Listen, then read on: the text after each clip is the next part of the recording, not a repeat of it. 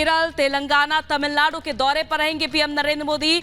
और इससे पहले भी देखा गया है कि जहां पीएम नरेंद्र मोदी अलग अलग राज्यों के दौरे पर रहे तो मिशन दक्षिण पर भी रहे, और एक बार फिर से पीएम नरेंद्र मोदी मिशन दक्षिण पर नजर आएंगे, जहां अलग अलग राज्यों का दौरा करेंगे। और कल ही जहां पेट्रोल डीजल के दामों में भी कटौती की गई है, यानी कि 2 रुपए सस्ता हो चुका है पेट्रोल डीजल, तो वहीं तेलंगाना, केरल और तमिलनाडु को क्या बड़ी सौगातें देंगे, ये फिलहाल देखने वाली बात रहेगी। कई सार्वजनिक कार्यक्रम में पीएम नरेंद्र मोदी हिस्सा लेने वाले हैं और जाहिर तौर पर 400 पार सीटें जीतने का जो लक्ष्य है बीजेपी का, उसमें पूर्व और दक्षिण में अपनी पकड़ मजबूत करने की भी कोशिश में बीजेपी जुटी हुई है। और ये देखना होगा कि पीएम नरेंद्र मोदी के चेहरे पर, उनके नेतृत्व में क्या मिशन दक्षिण में बीजेपी कामयाब हो पाती है। तो पीएम नरेंद्र मोदी ने इस बार जहां 400 पार का नारा दिया है और इस टारगेट को हासिल करने के लिए पीएम मोदी तूफानी दौरे पर रहे। उत्तर भारत में बीजेपी मजबूत स्थिति में नजर आ रही है, तो ऐसे में पीएम मोदी का फोकस अब दक्षिण के प्रदेशों पर है। पीएम आज से तेलंगाना, केरल और तमिलनाडु के दौरे पर रहेंगे, जहां से कई सियासी समीकरण साधे जाएंगे। देखिए रिपोर्ट।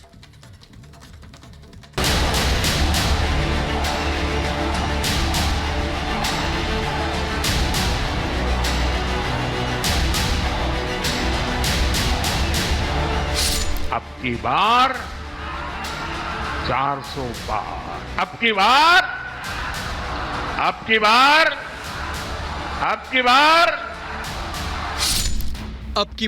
400 पार के दावे के साथ पीएम मोदी की अगुवाई में एनडीए लोकसभा चुनाव की तैयारियों को धार देने में जुटी है। 400 सीटों के दावे को अमली जामा पहनाने के लिए बीजेपी राज्यवार सियासी समीकरणों को साधने में कोई कोर कसर नहीं छोड़ रही। पुराने साथियों से हाथ मिलाना हो या विपक्ष के दलों में सेंध लगाना, हर मोर्चे पर बीजेपी सफलता हासिल कर रही है। बीजेपी ने इस बार अपने लिए 370 और गठबंधन के लिए 400 सीटों का टारगेट रखा है, जिसे हासिल करने के लिए हर मुमकिन कोशिश की जा रही है। मोदी सरकार की योजनाओं और उपलब्धियों को जन जन तक पहुंचाने के लिए बीजेपी के कार्यकर्ता बूथ स्तर पर एक्टिव हैं। वहीं पीएम मोदी खुद तूफानी दौरे कर रहे हैं, विकास योजनाओं की लगातार मेगा सौगात दे रहे हैं। पीएम मोदी आज से दक्षिण भारत के 3 राज्य तेलंगाना, केरल और तमिलनाडु के दौरे पर रहेंगे। सुबह 11 बजे पीएम मोदी कन्याकुमारी में रैली करेंगे। दोपहर 2 बजे पथानामथिट्टा में भी पीएम की रैली होगी। शाम 5 बजे मल्काजगिरी में पीएम मोदी का रोड शो होगा। वहीं 16 मार्च यानी कल पीएम तेलंगाना के नगर कुर्नूल में सार्वजनिक बैठक में शामिल होंगे। वहीं 17 मार्च को टीडीपी और बीजेपी की सार्वजनिक बैठक में भी पीएम मोदी हिस्सा लेंगे। प्रधानमंत्री नरेंद्र मोदी का दक्षिण भारत के राज्य तमिलनाडु, केरल और तेलंगाना का दौरा बीजेपी के सपने को साकार करने के लिए बेहद अहम है।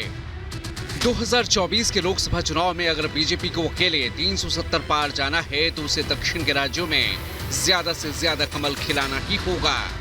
आंकड़ों पर नजर डालें तो तेलंगाना में लोकसभा की 17 सीटें हैं और 2019 में बीजेपी को 4 सीटें मिली थीं, जो कर्नाटक के बाद किसी भी दक्षिण भारत के राज्य में बीजेपी के लिए सबसे ज्यादा है।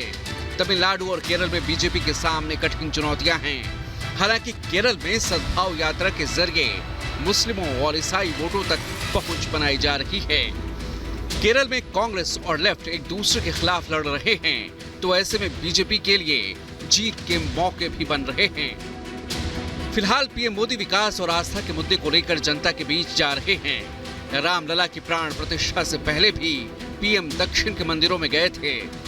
ऐसे में माना जा रहा है कि भक्ति पथ पर चलते हुए पीएम मोदी इस बार दक्षिण की जनता को अपने साथ जोड़ने में सफल हो सकते हैं। Bureau report, Republic Bharat.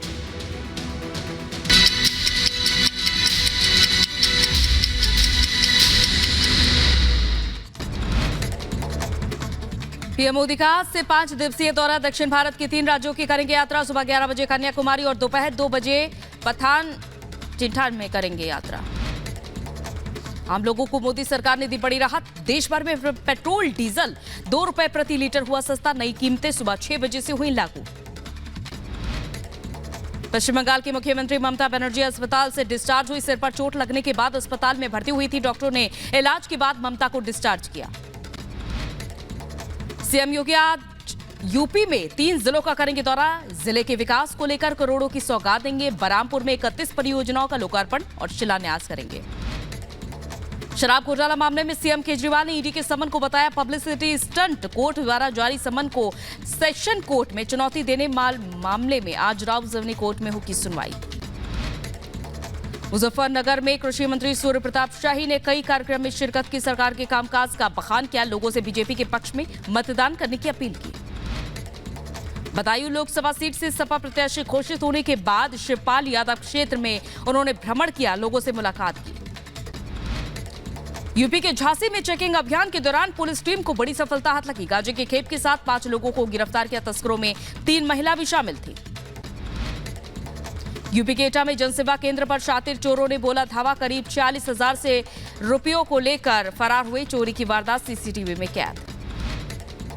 UP के बलिया में 2 किन्नरों के साथ बर्बरता का वीडियो वायरल हुआ। दबंगों ने मारपीट के बाद काटे बाल। थाने में किन्नरों के हंगामे के बाद एफआईआर दर्ज। एमपी के भिंड में पुलिस की बड़ी कार्रवाई। छापेमारी में 15 जुआरियों को गिरफ्तार किया गया। कांग्रेस जिलाध्यक्ष के दफ्तर में पुलिस ने छापा मारा था।